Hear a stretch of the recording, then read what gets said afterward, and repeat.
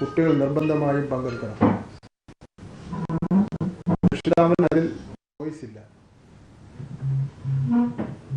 Contact rules പ്രകാരം വകുപ്പ് നിർദ്ദേശിക്കുന്ന കാര്യങ്ങൾ ചെയ്യുവാൻ അധ്യാപകൻ ബാധ്യത ഉണ്ട്. ആരും കുട്ടികളോട് അല്പവസ്ത്രം ധരിക്കുവാൻ ആവശ്യപ്പെട്ടിട്ടില്ല.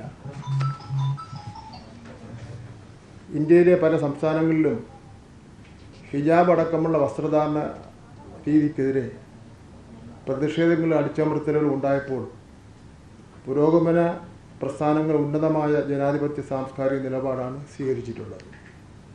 എന്നാൽ ഇവിടെ ചില പ്രസ്ഥാനങ്ങൾ ഭൂരിപക്ഷ വർഗീയതയ്ക്ക് അനുകൂലമായ നിലപാടാണ് സ്വീകരിക്കുന്നത്. ഇത് ആടിനെ പട്ടിയാക്കുന്നതിന് തുല്യമാണ്. കേരളം പോലുള്ള ഒരുമയോടെ ജീവിക്കുന്ന സമൂഹത്തിൽ ഇത്തരത്തിൽ നിലപാടുകൾ ഭൂരിപക്ഷ വർഗീയതയ്ക്ക് മാത്രമേ ഉത്തേജനം നൽകൂ.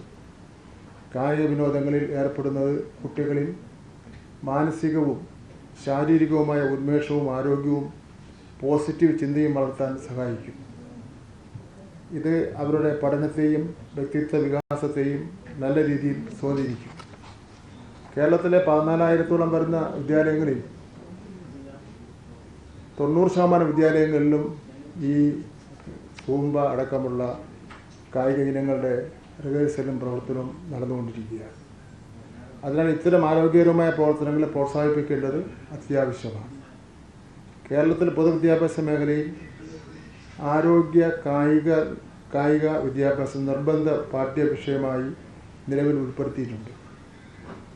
ഇതിൻ്റെ അടിസ്ഥാനത്തിൽ 1-ാം ക്ലാസ് മുതൽ 10-ാം ക്ലാസ് വരെ പഠന ബോധന സാമഗ്രികൾ ഉൾപ്പെടെ തയ്യാറാക്കി കേരളത്തിൻ്റെ പൊതുവിദ്യാഭ്യാസ മേഖലയിൽ വിതരണം ചെയ്തിട്ടുണ്ട്.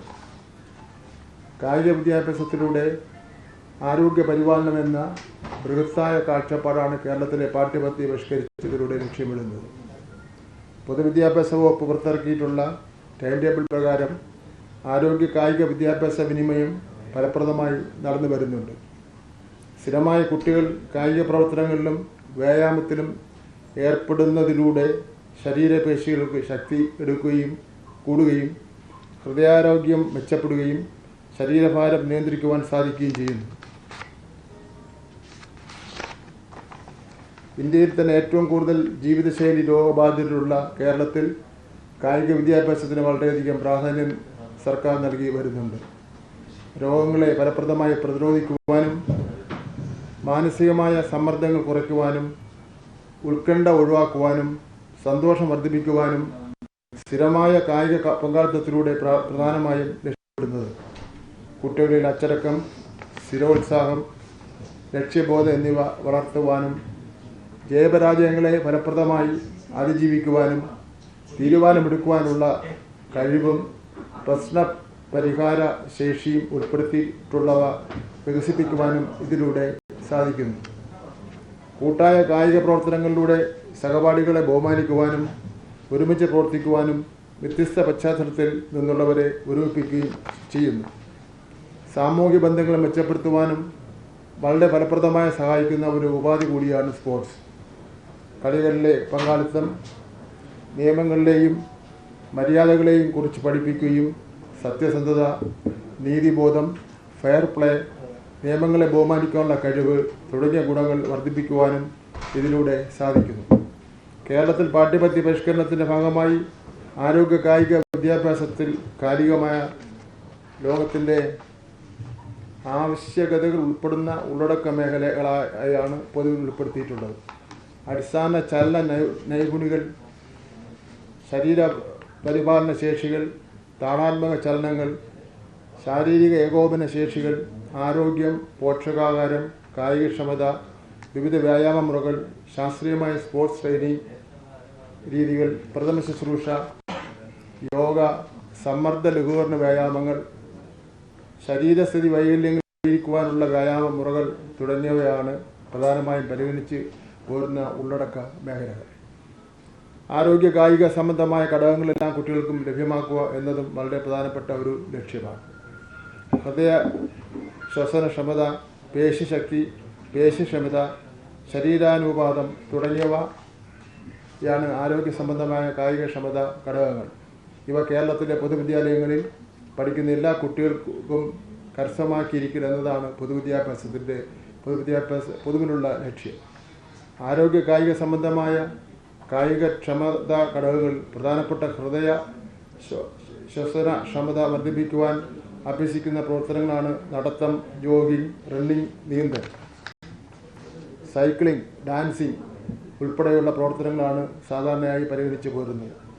ഈ ഡാൻസ് ഇനത്തിൽ ഉൾപ്പെട്ടവയാണ് aerobic dance, Zumba dance, freestyle dance തുടങ്ങിയവ.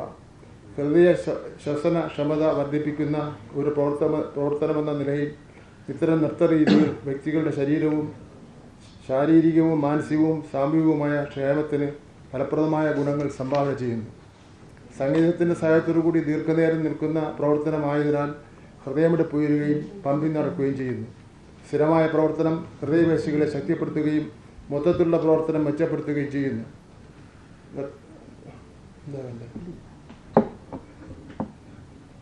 സ്ഥിരമായ പ്രവർത്തനം ഹൃദയപേശികളെ ശക്തിപ്പെടുത്തുകയും മൊത്തത്തിലുള്ള പ്രവർത്തനം മെച്ചപ്പെടുത്തുകയും ചെയ്യുന്നു. നൃത്തത്തിലെ താളാത്മകവും തുടർച്ചയായതുമായ ചലനങ്ങൾ ശരീരത്തിലുടനീളം രക്തപ്രവാഹത്തെ ഉത്തേജിപ്പിക്കുകയും കൂടുതൽ ഓക്സിജനും പോഷകങ്ങളും ശരീരത്തിലെ എല്ലാ അവയവങ്ങളിലേക്കും കോശങ്ങളിലേക്ക് എത്തിച്ചേരുകയും ചെയ്യുന്നു. ഇത് ഹൃദ്രോഗം ഉൾപ്പെടെയുള്ള പ്രയാസങ്ങൾ ഒഴിവാക്കുവാനും രക്തസമ്മർദ്ദം കുറയ്ക്കുവാനും സഹായിക്കുന്നു. ആയതിനാൽ ഹൃദയ ശ്വസന ക്ഷമത വർദ്ധിപ്പിക്കുന്നതിന് വേണ്ടി വിവിധ തരത്തിലുള്ള ഡാൻസുകൾ ഉൾപ്പെടെയുള്ള ദീർഘനേരം നീണ്ടു നിൽക്കുന്ന കായിക പ്രവർത്തനങ്ങളിൽ സ്ഥിരമായി ഏർപ്പെടുന്നത് ഏറെ നല്ലതാണ്. ആർക്കെങ്കിലും ഇതിനെക്കുറിച്ച് തെറ്റിദ്ധാരണ ഉണ്ടെങ്കിൽ സർക്കാർ ചർച്ചയ്ക്ക് തയ്യാറാണ്. ഇപ്പോൾ സർക്കാർ കൈക്കൊണ്ട നിലപാടുമായി മുന്നോട്ട് പോകുന്നതാണ്.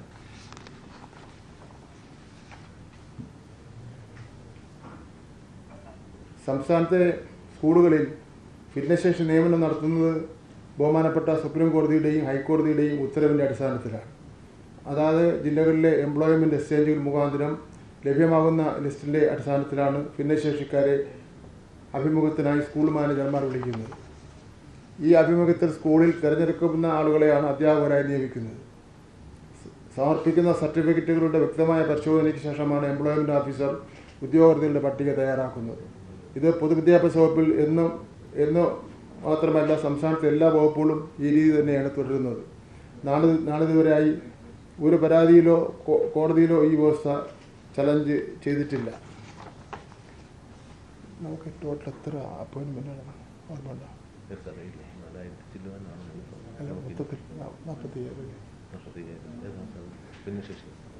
മൊത്തത്തിൽ ഏറ്റവും കൂടുതൽ നിയമനം നടന്നിട്ടുള്ളത് പൊതുവിദ്യാഭ്യാസ വകുപ്പിലാണ്. ഞാൻ നമ്പർ കൃത്യമായിട്ട് 43,000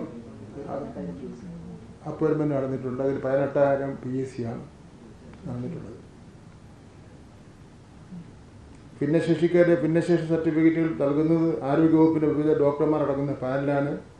വ്യക്തമായ പരിശോധനയ്ക്കും ആരോഗ്യവകുപ്പ് നിഷ്കർഷിക്കുന്ന വ്യവസ്ഥകൾക്കും അനുസൃതമായാണ് ഈ പാനൽ പട്ടിക തയ്യാറാക്കുന്നത്.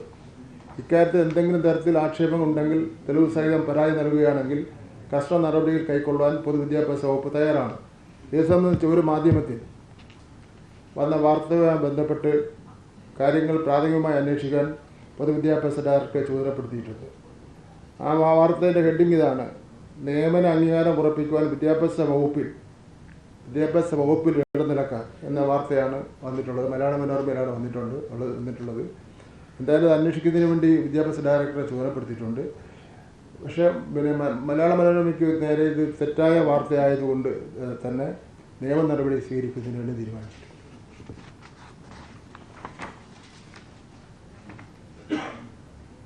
വിദ്യാഭ്യാസ വകുപ്പിൽ അഴിമതി എന്ന കോടതി പരാമർശം.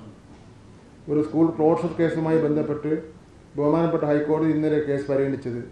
എന്നാൽ ഹൈക്കോടതിയിൽ നിന്നുണ്ടായ ചില നിരീക്ഷണങ്ങൾ ആ കേസുമായി ബന്ധപ്പെട്ട കാര്യമല്ല എന്നാണ് ഞാൻ മനസ്സിലാക്കുന്നത്.